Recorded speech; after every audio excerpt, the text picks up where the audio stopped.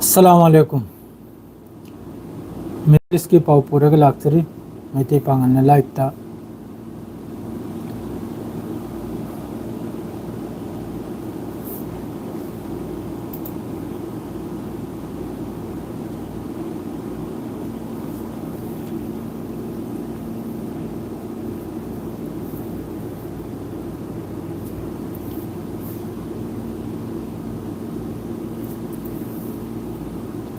वालेकुम अस्सलाम इमरान खान बोईचाक एमके इंसान हाउरिब्रो ब्रो इंसान थोंग लिया मन वालेकुम अस्सलाम साक सादरी मौलवी जुबैर भाई हबीर तारे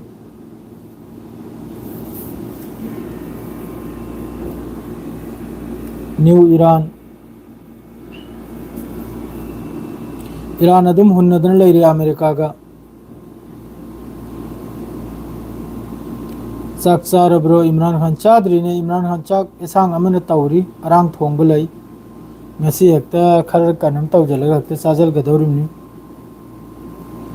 nasirba yumkhaibam amir khan nasirba hayo yumkhaibam tari ei loina phajana nasidi pawlang loin tham go ham ba comment hana loina pathokidorni adi matungdani pawsu yam nungai ai sora da lei sora da lei harsi kai wedno idi khangdrene ब्रोगी माइथोंग video हरकपगा थरकपगा माइथोंग से मिक्चिन पाव नुआइते नफोत ए पाव नुआइ बिले बोइचा पाव नुआइ बिले दा पाव दु नुआइबा पुरको इंशाअल्लाह पाव नुआइबा हाइबु स्टेट ऑफ हॉर्मुज ईरान की कंट्रोल दनी होजि मखोय की तरफ तगी पाव खरम से थोखरम निको अदुसो दुम हारकेना कनमदा मखोई प्रेस टीवी दार सिनबु एक सैंडल दा मखोई की प्लेटफॉर्म अमा हाइडो खिबगी वानी को हजिकी स्टेट ऑफ हॉर्मुज सिगी मतंग दा रूल रेगुलेशन मयाम अमा खुंजम दा खंगद्रो खंगी अदुबुदि खंगी सोरा हरसे ताबुबुदि तारे मादो एना खंगिंदबा याखोइने चौरकना मिंग मखैदो अकुप्पो मिंगदो खंगदबगी वानी देना हरसे युमखैबम वरोबि भी यादे आमिर खान टॉप फैन नी ने आमिर खान जो इमरान खान होय लोइना टॉप फैन तनी टॉप फैन से खरम गलौद्रदि यारदोरी इजराइल लान असुक यामना पामलिबसि हाना यामना सुमाय नहीं दी लाइव सांगनी ngasi लाइव सांगनी ngasi लाइव से यार मखै शेयर तौ थोलो मो ngasi याम नुंगाइबे लाइव नि ngasi की लाइव से पाकिस्तान की J35 लई खरब्रो पाकिस्तान ने J35 लई रसु पाकिस्तान दी मैम चाइना दगी J35 J22 ने मैम लई खरमनी वालेकुम अस्सलाम एम की मरन हरिब्रा मयांग इम्फाल खंग भन ब्रोदो खंगिदा मयांग इम्फाल साउनिंगी ब्रो आई टेक्स्ट पाद्रे करायना नंगी टेक्स्ट तो लोइमा पाथदन चलिसि नंग उद्र ब्रो हाय ब्रो चाक चार ब्रो एमडी अजीज कना कना गिनो मैसेज में हम हाइड होरे को अदुन होरमनी वालेकुम अस्सलाम वत्रम हाइड होइबो मै जिरै खंद्रे को हॉर्मुज ती ईरान ना कंट्रोल लौनिबा इता हॉर्मुज ती ईरान ना कंट्रोल तौखरेदा युमखैबम आई अदुगिनी मयांग इम्फाल दी खंगिदा ब्रो आई सु बिग फैन नी थैंक यू रौमी रोमारीदर हारि मारे मोइजिंग मयूम शेख ब्रो सी कदा होगिन आई कसार मोइजिंग दगिनी भाई बेरी स्टॉप पाउदु पिरो ओके आईगी पाद्रे मैसेज लोइमा की पादन चल सिरि बोइचा करिवानो ने आईगी दु पादौरे अदुगनी ब्रो लोइना पाथरके अस्सलाम वालेकुम एमडी नसीर खान वालेकुम अस्सलाम डोनाल्ड ट्रम्प की चाइनीज तमा बेजर ओइदन लाखरे अदु मतंग सोयरके युमखैबेन ब्रदर्स सी अने यामन नुंसी थैंक यू वेरी मच कनागिनो मैसेज अमा हाइट ओइखरे मोइजिंग करी सागै नोय मोइजिंग सागै नेताव इजराइल लान असुक यामन पामिस इजराइल दी लाम पामी ब्रो कमेंट पारको युमखैबम पादन चल्लिने मथंग यामना थुन चखरदी कम तौनी ना बाहरक लो नखोय मखै वालेकुम अस्सलाम वरहमतुल्लाहि वबरकातुहू भाई यारे पाउदू सत सत पिरक लो पाउसी खर तपना लोइबदे पीगे मोल भी जुबेर वरौबे यादे इताव नव मणिपुर दे लाकलम ब्रो आई लाक्त्री हंदक लाकाइन खलिमनी नखोय मयाम की दुआदगी कन लेगा चले अदुगिनी हंगलक्तर भी याव प्लीज जर जर जर जर लाऊं चप्पा है दाई ने ज्ञान दो ताबंगा हम बॉस कई दौरगे नुआरी ब्रो आई सु मोजिंग देगी ने थैंक यू आई लागे ब्रो इंशाल्लाह इने सोइद मकी लाइनम सिलेक्टनी नुआइबा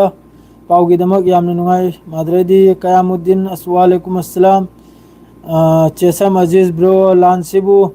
यूएस ईरान कम दौरगे याम नुआइने तौगदौरी लानसे मौलवी जुबेर इताउ चाक चरा अमत चामिनसी थैंक यू ब्रो लानसी सीनी हौजिक यूएई से सु नानथोकपगी याम कन थीरे यूएई हाइने लैरिबा मसाम लेरसे अमेरिका की प्लेन अनी दो इन फेसबुक ता साइ थादोकलमनि मोय प्लेन अनी दो मथकता थेंगजनरिमनि मीना जमीन द गाड़ी थेंगनै मखोइना आसमान मथकता फ्लाइट थेंगनरि करी हाइरुनि मणिपुर द लागलदि इंशाल्लाह चामिनसी लागो इताव इखोइसु हालल हालना लागो ओके चाक चार ब्रो मणिपुर लोयरा से कनो मणिपुर शांति नत्रा ने होजम को मणिपुर लोयरा इन तौरे से प्लास्टिक यूज तौद्रो ब्रो अदुदा तवी करान हारी तौदे लान कम दौरिगे आई मणिपुर दगिनी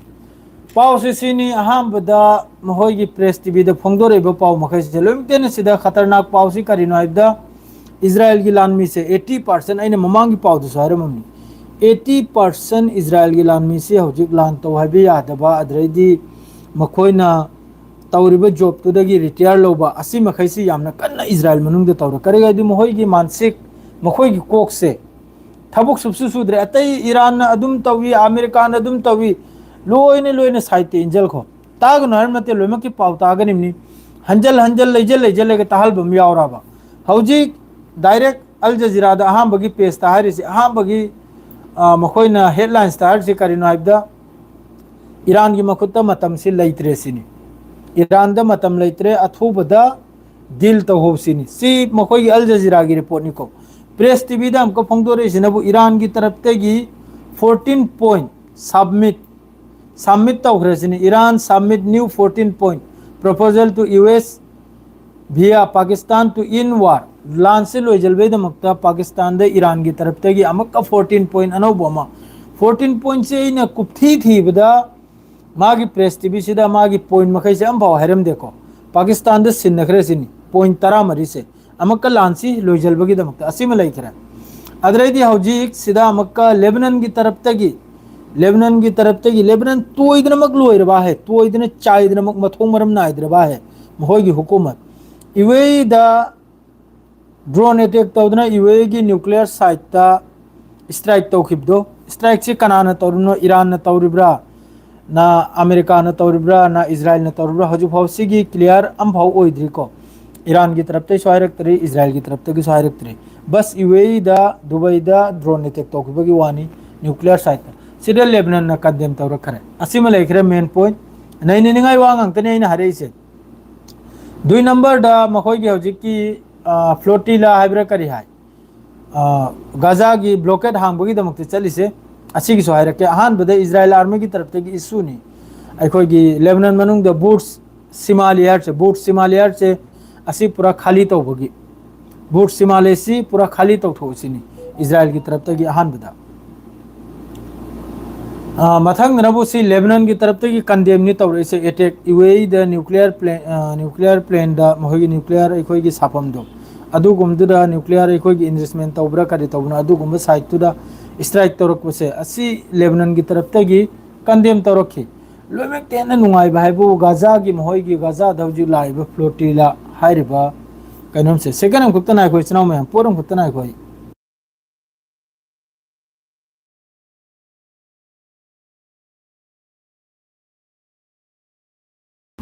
वारो भी आते ताऊ में हम फोन हम लाख चंदन फोन से लाइव से थोदे दुम फोन से मथंग चंगला कदर में या बंदे सी मैते पांगल की लाइव वक्त ई खरम सेंगना द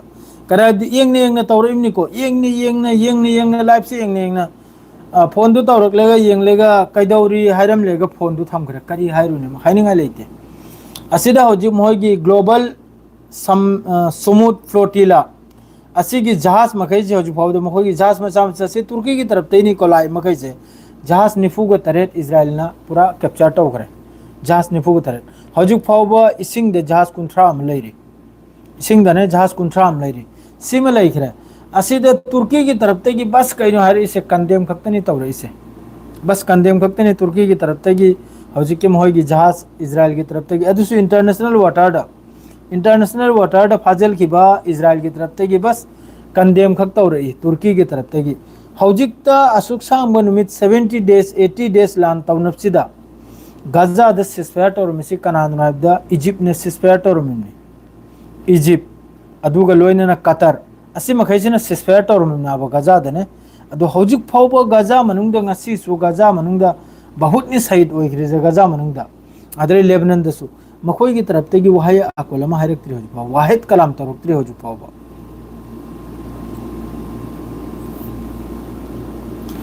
असिदा हजिक डोनाल्ड ट्रम्प ना मतम से ईरान दा मतम से ईरान की तरफ ते हाई खरे क्लियर वानी ईरान की एयरजीसी की तरफ ते की प्रेस टीवी दो फोंदुरा करे अमेरिका की मियोय पुनमक हजिक की स्ट्रेट ऑफ हॉर्मुज ते लेरबा मदरे पर्शियन गल्फ ते लेरबा अरबियन से ते लेरबा मखोई की जहाज पुनमक लोइनि लुभल गनिसिनि करिगुंबा ईरान की मथकता लान तौरप तारगदी इजराइल की तरफ ते अमेरिका की तरफ ते हौजिक इवेदा अमेरिका न थौरिसिन करिनो हाबदो मोहगी लाबान हाइब्रा कइनो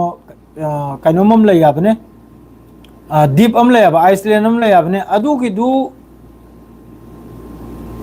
नाइको अदु की दु कैप्चर तौसिनी इजराइल न हार से ईरान दा अदु की लाबान हारिब मफम दो पुथोरक सिदा नाइको अदुगा खेलासे नुआइने लाबान हारिसी ईरान गसु नकनरेको असिगी मथक सिदा यूएबु स्ट्राइक तौसिनी हारिसे अमेरिका की तरफ तगी अदुगा यूएना हंगुरे अखोइने लेरि मफम सिदसु हंगलमले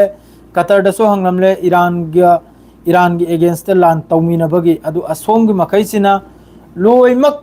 डिसमिस तौखरे डिसमिस है यारखिद्रे यारखिब मतुंगदा इजराइल सु ईरान की कनोंग मथक यूए की मथक हसितंग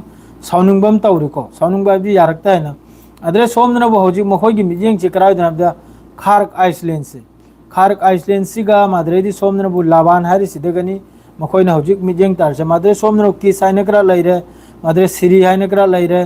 मादरे सोमदरे स्ट्रेट ऑफ हॉर्मुज हाइनकरा लैरे असि मखैसे मादरेदी लाराक हाइनकरा लैरे असि मखैसिदनी मखोई की हौजिक मिजिंग असि लोइना स्ट्रेट ऑफ हॉर्मुज का लोइना नकनरिमनि स्ट्रेट ऑफ हॉर्मुज की मरक सिदा समंदर सिदा लैरिबा दीप हाबदी अखोइगी चिंग मचा मचा नाबा चिंग मचा मचा हाबदी अखोइ दीप हाइरे आइसलैंड हाइब्रा दीप हाइब्रा मयांग लोइनदि हिंदी नसु दीप हाइ बेंगोली नसु दीप हाइ मणिपुरी लोन नदि करि हाइने इ खंद्रे को सेंगना हाइबदि वारो बिबि आदे इंग्लिश तनबो आइसलैंड हाइरे असिगु मचा मखैसे सी इजराइल न तकलिसिनबो असि मखैसिदा हाना कैप्चर तौजलुसिनि इवेबु अदु इवेसु हक्ता चोंगजलेगा लांदु तौबुदु ngamdredana ब्रदर नहा की पावतारी इजराइल पाव तमलकपदा हाइफेट खंगदबा मतम सा काव पाइब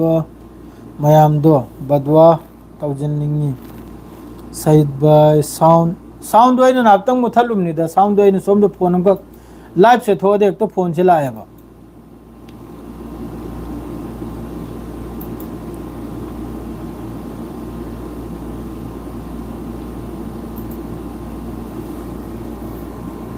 सीधा मक्का ईरान की तरफ ते हर से ईरान अमसुंग ओमान हजिकी ट्रांजिट ओइदोर से स्ट्रेट ऑफ हॉर्मुज ता मासिगी मेकानिज्म अमा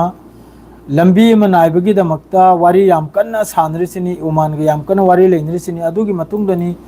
हजिकी पावम फोंदोरा खरिसे असिगी रूल रेगुलेशन माद्रेदी असिगी कनम खजे मखोइना एक सेंडल द पोस्ट तौखबे वानी हारिसे अदे मखा ताबदना बो मखा सिर पावसी दि मयामम लइको यूएस की तरफ तक हमका 84 कमर्शियल शिप असी हमका मखोई की तरफ तक ब्लॉक तौबगी वानी ईरान की पोर्ट चटप कांदा 84 जहाज अमसु ब्लॉक तौबगी वानी यूएस की तरफ तक हजिकी मोहने ब्लॉकेट तौरिसे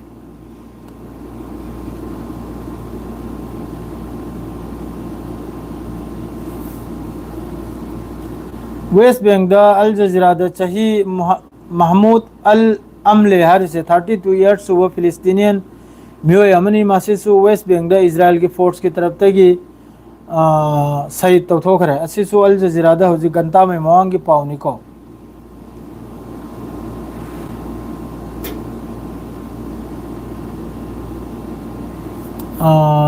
अमक्का सोमनबु खारक आइसलैंड की लोड तौरपा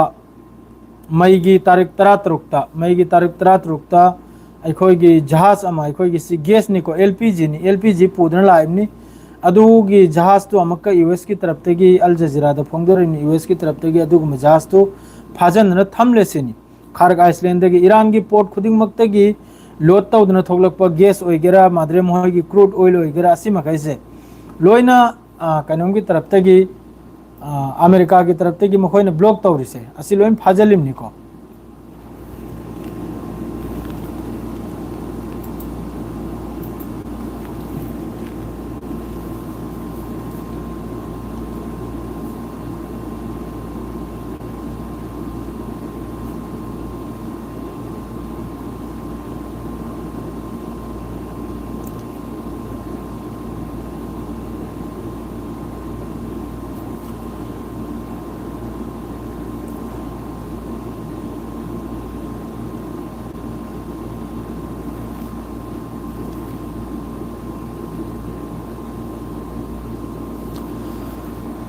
डोनाल्ड ट्रम्प ईरान दहाब तौरिसी सोमद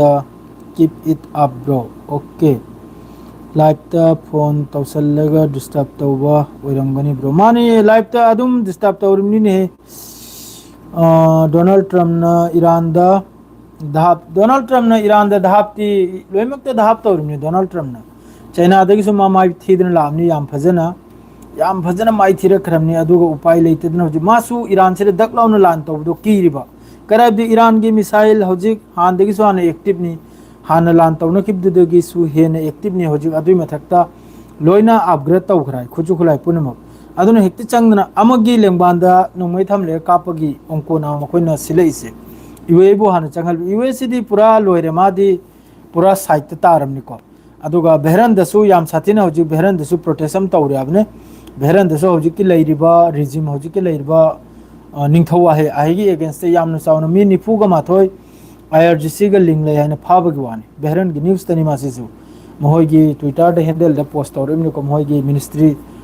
डिफेंस मिनिस्ट्री की तरफ तगी मी निफुगा माथोय असिपुन मक्सी आईआरजीसी गा मरी लैनरमे हाने फारेमनि अदुगा यामन चाउन प्रोटेस्ट तौरि अहमदसु अदरे सोमनबो हजि लान से ईरान गा अमेरिका गा लान नते हजि तलुमतेन मरुवर से गजा मनुंग तौरिबा फिफम अदरदी वेस्ट बैंक मनुंग तौरिबा फिफम असि मखैसे नि लोमतेन अदुगा लोइनना सोम द इस्लामिक कंट्री मखैना ईरान दतम येंगजे येंगना लेरे ईरान से न्यूक्लियर वेपन से साखिब्रा ईरान से न्यूक्लियर वेपन से टेस्ट तौखिब्रा असिद लोइमक कि येंगनि गजा दा सुयाम बेकसुर सीरिबा शहीद ओरिबा लेबनान द शहीद ओरिबा असिगी करिमता लेते लेबनान ददी हजि साउथ लेबनान ददी मखोगी बेन गिबिर हाइब्रा मखोगी नापिर अम लेबिने अदुना हजि कि अनौब सेटलमेंट ताहलबगी अनौब रिफ्यूजी मखै ताहलबगी वाफम दने हजि अदु मखोगी पार्लियामेंट दा अममदा पुखतपगी वानी असिगी माइकैदा करिमता लेते तुर्की वैगिरा तुर्की दुन हलखरनि ममांगदा यामने चाउना खोंगना लाउदना तौरमी हजि साइलेंट नि मंगोंदे थोकलेमि जहाज मखै आइ हजि मोहगी सुमुद फ्लोटिला हाइब्रा असी हजि लाइमै तुर्की दे लाइमना ब कंदेम खतनी तौरैबा मा करिगी इंटरनेशनल वाटर दनी हजि फारिदो इजराइल की कनुम की गजा की वाटर सुनते माद्रेदी इंटरनेशनल लाइफ से लोई मक्कनी मासिदा मासिरे कनाम तना खुद थाबी आमनते अदुरनी हजि की जहाज फारि भाई मा हाइरोद न करिगी फारिम नाइना लोई न खाव पाइबे तनी मोइजिंग खांगी थौबाल मोइजिंग खांगी करी खांगलोय दरी यूएस तगी पाव कपना थिंगनबा पल्दो यामना तानिंगले पाव कपना थिंगनबा हाइबु करिन लेबनान सी सीरिया सुनिरा लेबनान से नबु सोमदनी सीरिया से नबु नाकलम दनी को इतना में मोहय की मेन मकसद सी लेबनान से पूरा लौजल बनी मोहय की इजराइल की मकसद तोंगानी इजराइल की मेन मकसद से तोंगानी इजराइल की मकसद अब इजराइल लान लेप लो मिडिल ईस्ट लान लेप लो इजराइल अमेरिका ने लेपसु लेबनान की तरफ तगी अमेरिका का ईरान का करीगुंबा हजिकती सिस्फायर सुनते अदुम सिस्फायर ने लेरिम नाबने लान लेपसु इजराइल की मकसद तोंगालनी मागे साइगी ग्रेटर इजराइल दो अदुनि मान ताले इसे मा अदु ताले के चक्कदौरिमनी लेबनान सु साउथ लेबनान फाव लवजल करे साउथ लेबनान दा जवाब पीदम नते हिजबुल्लाह की तरफ तगी डेली जवाब पीरिमनी नुमित चुपा मखोगी मरकाबा तेंगोइगेरा मोइगी भेकेल ओइगेरा मोइगी एनी मोइगी खुचु खुलाई लानमी पुन्न लंफम आवाज साफम अदुगी मथक्ता ड्रोन एनी टाइम दा ngasi सु खजिकते नते हिजबुल्लाह की तरफ तगी मोइगी मरकाबा तेंग अदरे मोइगी बुलडोजर अदुगी मथक्ते अटैक तौखरिसे नहीं सु खजिकते नते लेबनान हिजबुल्लाह की तरफ तगी डेली अटैक तौरिमनी डोनाल्ड ट्रम्प ना असुमद लेबनान अमसुंग गाजा दा मी हन्नबनी तौरिसे माने माने अदुने इना साइदे मयाम दा हारिदो अखोई बु सोमदा अखोई की मिजेंग से ईरान अमसुंग अमेरिका दा लेहेलिम नाबा सोमदा हिजबुल्लाह कनों की तरफ तक इजराइल की तरफ तक दिल्ली ने गाजा दो इगरा लेबनान दो इगरा मखोने तौनुंग बदुनी वेस्ट बैंक दो इगरा वेस्ट बैंक दसु काबकम लोरमने अदुम को इलेक्शन लरी नदरन लैरी वेस्ट बैंक के हजिक के महमूद हाइब्रा करे इलेक्शन तौ नदरन लैरी सोमना काबकम लोइजल खरा रमल्ला माद्रेदी सोमना Jerusalem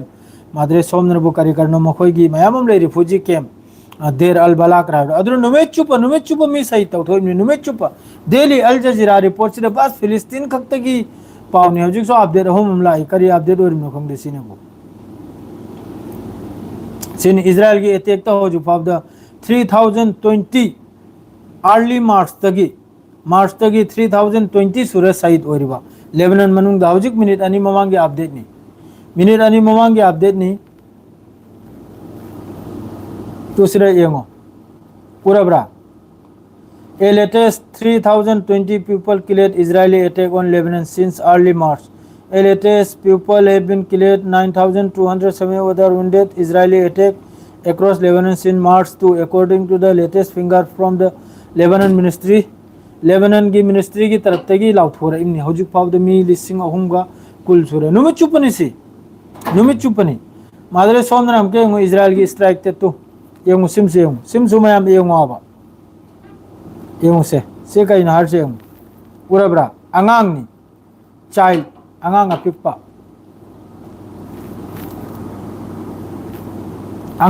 हमसु child killed after being wounded in Israeli airstrike पाव हो गए गाजा दा near hospital in Khan Yunus Mayada southern Gaza strip ta अंगांग अमा अशोक पसुमा यामम यावरे असिनी मखोइन नुमिचु तो सेकंड को दिंगी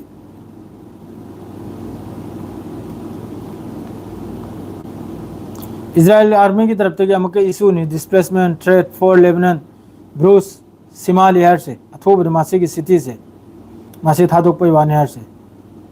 लेबनान की तरफ तक यूएई दा न्यूक्लियर प्लेन दा ड्रोन अटैक तो किबदु स्ट्रॉन्गेस्ट टर्म्स यामना साथीनी यामना कन्ना कंडेम तौर इमने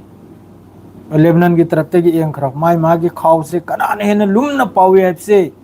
खाओ से ऐने है न पाइब से कल आइने ने उतना खरीम नाबसिदा कोई इस्लामिक कंट्री में कैसे ऐने है न चेन पाइरिम नी नंग नदी करी याउंदे हेंजरा दौर ऐ चेन पाइगे नंगुंदे है न कन पाइगे न से अमेरिका बु इजराइल बु हराव हल खरीम नाब आ नखोय न वादौर से तुंगदा इन उरेदा याम साथी ने वादौरिदा मखोयना नबतिया दसु इजराइल की एयर स्ट्राइक नि नबतिया माद्रेदी अस जरिया हरि मफम नबतिया हरि मफम असि मखैसिर अल जजीरा की रिपोर्ट नि इजराइल की तरफ तगी स्ट्राइक नि माद्रेदी सोमनबु हजिक की इराक की तरफ तगी इन्वेस्टिगेट एकोय अमक थिदोकपा होरेको असाइगी ड्रोन अटैक तौरखिब से अरब की मथक सऊदी अरब की मथक असिनबु सऊदी अरब ने अयुक्तन हाइदोक्लमनी अदुकुंबा ड्रोन दु इराक की तरफ तगी संजल इमना सऊदी की बॉर्डर दा सोमनम का इराक की तरफ तगी हारे मखोय थीखिना ने कनाना सऊदी की मथक से ड्रोन से अटैक तो ईरान की तरफ ते आईगी वाखल दा हजिक सऊदी अरब तो वगैरह ना होय यूएई दो वगैरह ड्रोन अटैक तो से ईरान की तरफ ते 100% ओइरम लय 99 ते 100% ओइरोय दरमी सी आई वाखल दा हजिक अनोब रिपोर्ट मखोय की न्यूयॉर्क टाइम्स दा फोंदोरेमनी इराक की मनुंगदा इराक की लेंगोय मयाइदा इजराइल ने बेस अनि न्याय सारमीबा बेस अनि सारमिमनी मादुगो लानमियम सु सहित तोथोलोमिनी माद्राइदे अखोय की चरवा हाइबदी हमें तुमें सेल बेलाइदुना अदुमसु साइड तौथोक्लमिनी मखोइन बेस अनि सारमिनी अदुडी अदुगुम बेस तुदगी ड्रोन अटैक तौरप मिसाइल अटैक तौरप रॉकेट अटैक तौरप कसु काइबे नताबा अदुगुम्बदु आई वाखलदा ईरान मनुंगदसु सारब्रान खंजलेइनी मयामम लेरिमनी सिदा खुले मैदान एकदम मिटना उदब लेरिमनी अदुर बेस मचा मा तंबूर मचा मा खल्लेगा खुचु खुलाई खर लेरमेगा कनाना खंगनी अदुम तौदननी हौजिक सारमी हारदो इराक की मनुंगदा अदुरगी तौरइबसु ओरमबे आई वाखलदा रशिया की टॉप डिप्लोमेट ना हाइख्रे ईरान सिबु ईरान ने अखोगी यूरेनियम सी यामना ब्रेकिंग अपडेट निको रशिया की टॉप डिप्लोमेट यामना अखोगी डिप्लोमेट हाइना अखोगी लेत्रानि मपानदे अखोई एम्बेसी गुम्बा माद्रे अखंग है लेत्रानि अदुगुम्बनि हार से माहिना हारे इसनबु यामना यामना साथीबु मागी स्टेटमेंट निको गंता में मवांगिनी ईरान की फुल राइट निसिनी ईरान की पूरा हक निसिनी हारी से यूरेनियम इन्वेस्टमेंट तौबसे पीसफुल दा शांति दा इंगना तपना ईरान यूरेनियम इन्वेस्टमेंट तौबसे हक निसिनी ईरान की हक निसिनी हायरमी से सिसु रशिया की फॉरेन मिनिस्टर सार्गे लेब्रोव ना हायरमी निको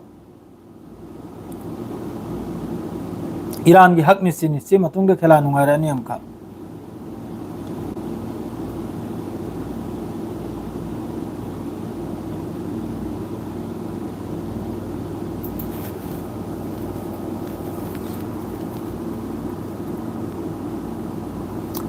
अदुमता न्यूज़ मखैसिरा करिमता लैहिद्रा यूएई की हौजिकी बरका न्यूक्लियर एनर्जी प्लांट सिदा ड्रोन अटैक तौबसे चाकपुदी चाखरे मई खर चाखरे चाक तम नते खर सोखरे मखोइगिसु असिदगी पाउनी माइतै मरीदा अखोइगी इंडियन न्यूज़ तो ओइगेरा माद्रेदी इंटरनेशनल न्यूज़ तो ओइगेरा अमा मदो ओइगेरा बस असि खक्तगिनी यूएई दे तौखिबसे करिगुम्बा हंदक करिगुम्बा लान तौरादी यूएई काबगमा हंदकती मफम नाइखिदोरिम निसनाव मया लौथोकेगा अदुम लैरो खाव पायरगा लम योन की थादोक इजराइल ना तपना मानी लोइन इजराइल ने तपना मागे साइगी ग्रेटर इजराइल दो अदु की फिभम दनी लाई मखै से मागे साइगी ग्रेटर इजराइल की पॉइंट दुरी नि लाई से असिरा हजि लोमते ना आइबु मागी ब्रेकिंग अपडेट आइबु ईरान की तरफ तक की 14 पॉइंट सबमिट तो खिपसे असिनी पाकिस्तान की माइकै द पी खिपसे मादुगा इजराइल की अमेरिका की तरफ तक की करी कनुम लापनो रिजल्ट लापनो अदु यंग बताए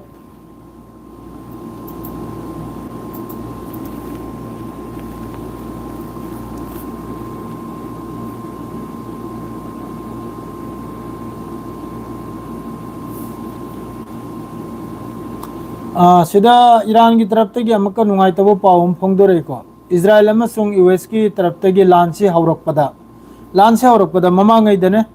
नर्स नुपी तरा तरुक सहित ओइखिबिगवानी मखोइगी प्रेस टीवी दे फोंदोरेचे a senior Iranian health official says at latest 16 nurse have been martyred during the two wars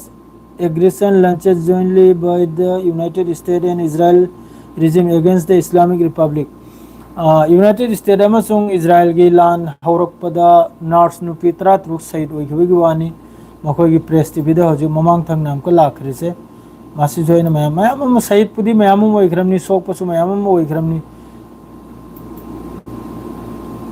आदरेदी असायने सिबु दिहारमे the Netanyahu मोइगी court का दना माय मथक्ता सिक्योरिटी मीटिंग नि अदु मीटिंग नि आइना थैदोक्तने चेल ने हुराम बगुमना अदुगी पाउदनि द दुरेना असायरम मनि मयाम द मखा तब करी अपडेट लेरमी यंगम खिगे सिरे इंपोर्टेंट ओइबम लाख लेको IRGC इंटेलिजेंस फोर्स ने कैप्चर तो बिगवानी मुसाद की मखोइगा मरी लेनबा मियोय खर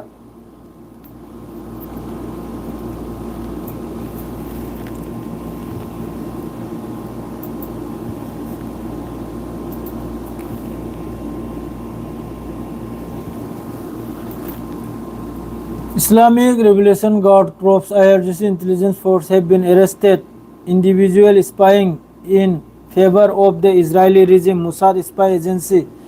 and some said several terror calls during the separate conversation of Karami के अनुमान फारिस है मानदे निमित्ता टारगेट ऑपरेशन कभी से announcement successfully message mi kya no 22 mi kulni thoi musat ka ling leirambo mi kulni thoi IRGC की तरफ तक फाबगी वानी सुम तौदना मयाम लेरी Iran मनुंग से सिकुम मी लेरी फावबा ईरान की लीडर मखै से अदम सहीद ओइखिने आई हिसाब तने आई ने हाजिरी से मखोई की ने कर हिसाब नो खंग देखो जब तक सिकुम मुसाद की मादरे CIA की एजेंट फादन मसीम देगी सेंगदोक्त्री फावबा ईरान की मकोक चिंग मखै से अदम सहीद ओइगदौरुम सी यामना अहान बद सिनी मखोई की एक्शन लो फमाय बु इजराइल के लान तौबत हमलेगा अमेरिका के लान तौबत हमलेगा मखोई की मनुंग द लेरिबा मकोक चिंग ब खाव पाई मखै से सी हान लोइथोक यामना जरूरी ने IRGC की इंटेलिजेंस फोर्स की तरफ तक कैप्चर ने मी कुल निथोई से मुसाद की मरी लेने बहुराम बचिरों चप्पा खंगी ब्रने मी कुल निथोई फाबगी वानी मखा ताबा अपडेट तीसरा में हम करीम तलाकते प्रेस टीवी दिसोम सीधे लागले मक्का report 80% of Israeli troops leaving military service due to mental distress हारे मारे distress हारे प्रकार नो खंग रे को 80% Israeli troops leaving है दी थादोक तरन चप्पगी वानी हर से सर्विस तगी due to mental कोक यारक तब दगी कोक सारक पदगी तार तलक पदगी असी जो ना हम बपाव दबुदे ना हायरम हमनी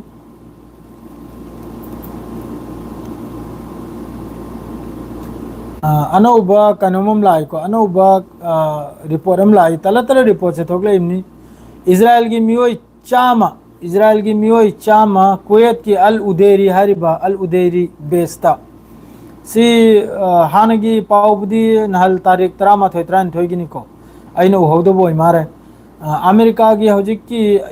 ईरान की स्ट्राइक अमेरिकन सोल्जर मी चामा अल उदेर हरिबा कुवैत की बेस से असरे मी चाम हेन सोकपगवानी याम साथिन सोक रहा अमेरिका के सुलान मी से अदुसी तल तल थोकले इमनी दो मखा ताबा करिगुमो पावलादे पुरगे लाक्सगे हजु पावगदी सी खक्तनी को करिमता लैते इसराव मयाम हुनरी पाव से अमेरिका ने डोनाल्ड ट्रम्प नहारी ईरान की मखुत्ता मतम लैते अथुबदे दिल तवाइना ईरान नहारी 14 पॉइंट पाकिस्तान दे सिन्नखरे अदु रिव्यू तौरगा अनौब पॉइंट निहारी से सेमदोक सादोक्तना अदु रिव्यू तौरगा यारकलदी दिल ओइरे यारक्तरदी लान की फिबम दलैरे स्ट्रेट ऑफ हॉर्मुज ईरान के कंट्रोल दनी दिल ओइरसु ओइद्रसु स्ट्रेट ऑफ हॉर्मुज ईरान ना चथगदौरिम स्ट्रेट ऑफ हॉर्मुज ता टैक्स लौबरा जहाज थादोकपरा थाजिलबरा फाबरा कम तौबनो ईरान अमसुंग ओमान की मखुत्तनी अदुगा इजराइल ने यामना कन्ना UAE बु थौगतली मतुंगलमदगी लान तवाने लाबान हाइरबो मखोइगे हजिकी आइसलैंड से कैप्चर तवाने अदुमकपु UAE सु यामना इंगना तपननी खोंग थांगे से करिगे अबदी अरब मखैना मागी मिचंग चंगवाइबे यारक्तरे मतोम त चंगुरदि मा पोप कदौरिबा अदुना मासु मनिंग हंतक नि हजिकता लैरिसे UAE सु याम कन थौगतली इजराइल ना मागी लेंगबांदा थमलेगा नोंमै कापै फिफमदा असिदसु UAE सु यामना येंगेगनि खोंग थांगिसे अहांबा तौबदी तौजलुरे फोंगबोदी फोंगदोरे आइगी मरुपनि आइगी अतुनी अदुनी अताने आइना खांगिब्राने पांगांग गांगथोरे अदुगा हजिक्किरे इबा करिगाबदी मोहनदे लैबा अवांग अवांगबदो लोइने किनथान दौरिबा ईरान की तरफ ते अवांग अवांग लैखिरिदुना मयामुमा अदु लोइने किनथान दौरिमनि